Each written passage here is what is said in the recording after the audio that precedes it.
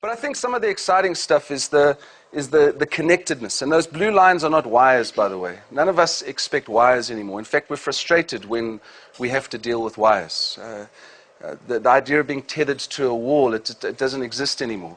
And all of our connectivity increasingly is just becoming wireless. We expect that wherever we go, we can have access to information. And I just want to touch on three areas, if you like. Just three areas that are impacting us from a technology space. And one of them is mobilization. We're getting to a place where almost everything fits onto these little gadgets. 6 or 7 years ago, if you remember, we were very excited because information began to have a very different, or take on a very different shape. Information has always been geographical and physical. If you wanted the news, you had to go to a newspaper. You had to go to a TV set. You had to go to a radio. 6 or 7 years ago, as our phones increased their ability, no matter where we were, information could come to us. All of that information. Of course, we're now playing in a place where that's old hat. No one is impressed in this room when I tell you can get anything on your phone. The big shift that's happening at the moment that we're trying to get our minds around is that we can broadcast. So you heard Graham talking earlier on about a Twitter feed. Many of you will be able to go back to your offices afterwards, go into twitter.com, search for #TT2010, and you will get the Twitter feed of people who are sitting in this room today. Our ability to broadcast video and audio and photographs from any part of the world is huge. I was talking at Advertech last week. They're a big organization that own a lot of education businesses, and one of the things we talked about was the fact that no longer will their students go up to the lecturers or the teachers and say, "You're a bad teacher." What they do now is they tell the whole world that that's a bad teacher. And then may also put out information about it, the video clip, the photograph, etc., etc. It starts to shift things. Today's young people as well are not using these for phones, by the way. The idea of a mobile phone, it's a stupid name for young people. Young people do not use them for telephones anymore. Those of you who are 40 and older, remember when you were young, how much time you spent on the telephone. You would spend at least 8 hours a day to a girlfriend or a boyfriend, and the only constraint you had was a parent lurking around. As long as you could avoid the parent, they then locked the phones, and of course we started tapping them. There were a lot of calls to America and New Zealand while you were learning to tap. Thank goodness 011 wasn't compulsory back then. But today's young people don't talk on the phones. They have no skills to talk on a telephone. And I always smile at that because our call centers are littered with young people who have no skills at all to talk on a telephone. They can SMS, they can text, they can Twitter, Facebook, but speaking on a phone is not something they do well.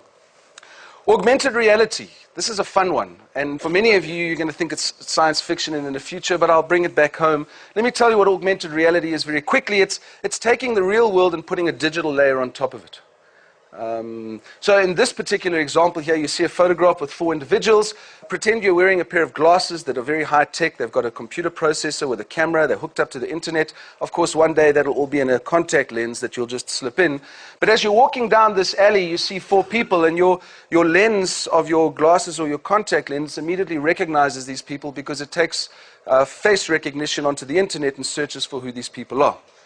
Now, that's not even new. On my laptop, I have a photo program with 3,000 photos on it. All I've got to do is tell that program, this is my daughter. It then scans my 3,000 photos and brings back all the photographs that are my daughter. That face recognition is available to all of us right now on our laptops. What it tells us here is that this is a registered sex offender, so maybe stay away. This person over here, it's a woman with a yellow line around her or a yellow halo around her. It tells you that this is your slutty ex-girlfriend. This can be useful at a distance. You've got some options here to review her profile, to ignore it completely, or to edit it. So you can go back into the settings. The new guy that she's with is wearing a shirt from Banana Republic that costs $65, and you can order it today and get it tomorrow. And all this information is brought to you by Blockbuster Entertainment. And if you'd like to find the nearest store, just look in the corner and it will pop up and show you exactly where it is. Now, that all sounds science fiction, and my gosh, when are we going to have it? Well, you can have it right now in South Africa, but it's only going to be useful when you get to London. This is an iPhone. It's an iPhone 3GS. The S is the ones that are white on the back in South Africa. And the S is significant because it now has a compass on the phone. So I imagine that 3GS, the S stands for compass, I think. It's an American spelling, I believe. But Here's the cool thing about a compass. None of you, if you don't have the 3GS, have got a compass on your phone, and it's about a 3-second long party trick that you can show people your compass. And then it loses its appeal very quickly, unless you're in London with this application. So what you've got here, you've got the iPhone, there's a camera on the back, so we can see through the iPhone, see through it, so it's a bit of an augmented reality, a virtual world on top of the real world. And because the GPS knows where they are, so it's got a top view, the significance of the compass is that it now knows where I'm looking. GPS can't tell you that, but a compass can tell you that. You put it together and you're looking for a tube station. Behind this building over here is the Aldgate station. These are the lines that run through it. This is how far away it is, and this is when the next train is coming through. Behind this building is the Liverpool Street station. These are the lines that run through it, how far when it's coming through. And the Monument station, the entrance is just over here. Again, similar information. And the very cool thing about it is that as you turn your phone, these ones will all drop off and new ones will all come on. You're in Parkmore, you're looking for a house, same thing. Where are the houses that are available? And as you turn, houses pop up and pop off as you go through. Looking for a job in Sandton, as you look, I mean, you start to see, and this is available right now, and this particular application is free. Very cool stuff. And then, of course, we have the third big area, and that's you. And it was what I spoke about earlier, our ability to broadcast almost anything, anywhere. We become used to that, and we're dealing with that. Facebook, Twitter, LinkedIn, Flickr, YouTube, all of these things are significantly shifting how we operate. Let me give you a nice South African story. It's a story about a thing called Foursquare. Foursquare, it's an American platform. It's now been launched in South Africa. If you're over 40, you're just not going to get this, but I'll tell you what it is anyway. Foursquare is like GPS combined with Facebook. You get yourself a network of mates. You're all hooked up together, and with Foursquare, whenever you go somewhere, you open up Foursquare and you say, I am here. And it tells your network, Barrie is here. Cool, eh? Right, I knew you wouldn't get it, but go with me, because here's the appeal. I get points for checking in. I get more points for a new place. I get less points for a place I've been to before. And I get even more points if I log a new place that Foursquare doesn't know about. Of course, from their side, I'm just building a database for them. At the end of the week, I can see where I came in terms of points in my network. I can then also see how I did in the whole of Johannesburg. I'm usually around 40th in terms of socialites out there going to visit places. But here's the very cool thing when you put all of what I've just said together. Let me just jump back there. I go to Kauai at Sandton City. You can see it at the top there. I check in, and as I'm about to check in, I see this little button. It says Special Nearby. I've never seen that before. I click it, and it pops up, and it says, Welcome to Global Wraps. Now, at the food court at Sandton City, Global Wraps is about 4 stores down. Get a selected smoothie for only R5 when you show that you've checked in on Foursquare. Amazing. It's like Global Wraps putting a banner in the middle of Kauai. Advertising. Think about your own businesses, and I know we've got a vast array of businesses here.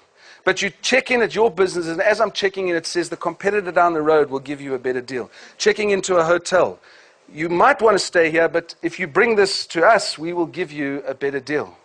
So what do? I then unlock it, because it tells me at the bottom you have not unlocked it. I unlock it by checking into Global Wraps, and I take this to Global Wraps to say, my R5 smoothie, please. Of course, this is where the story gets very hilarious, because they don't know anything about it. The guy says to me, I think this is only on Tuesdays. Let me call the manager. The manager doesn't appear, so I leave, and I go back to Kauai, check in, and order my food. But what do I do with it? Let me put all of what I've said together today. I blog about it. I don't talk to the manager. I just put it out on our blog. I send an email to Kauai. I send an email to Global Wraps, and I send an email to Foursquare. 2 days later, the marketing manager of Global Wraps writes at the bottom of my blog. He writes the following: I'm really sorry. I saw this idea. I thought it was a cool idea. I signed up. I paid for it. I didn't know it was working, and I didn't tell anybody. Now that I know it's working, I will fix it. Now, I haven't been back to Global Wraps to see if it works. But again, it was interesting. It was interesting that all of this is working together, and it was a very fun thing. So for those of you with Foursquare with an iPhone, Global Wraps R5 smoothies at Sandton